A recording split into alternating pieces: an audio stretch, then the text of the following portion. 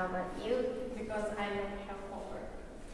And I enjoy art classes because I can express myself and I can show my love for art.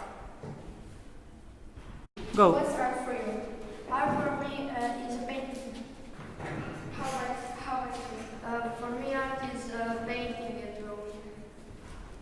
You? For me, art is playing with colors, mixing colors, putting on the paper and try to look very good. What is art for you? School subject. What is art for you?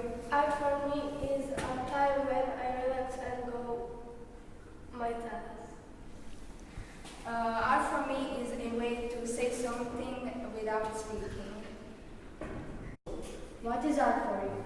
Art for me is something beautiful. What is art for you? Art for me is a school subject where I paint. What is art for you? For me, art is a very impossible because I love everything what people can do with his hands. Art for me is feelings and emotions. What's your favorite painting? My favorite painting is Mona Lisa. Me too. It is Starstone. What is your favorite painting? My favorite painting is Adopted Boats by Branko Dimitrijević. What is your favorite painting? In Mona Lisa. My favorite painting is a Mona Lisa.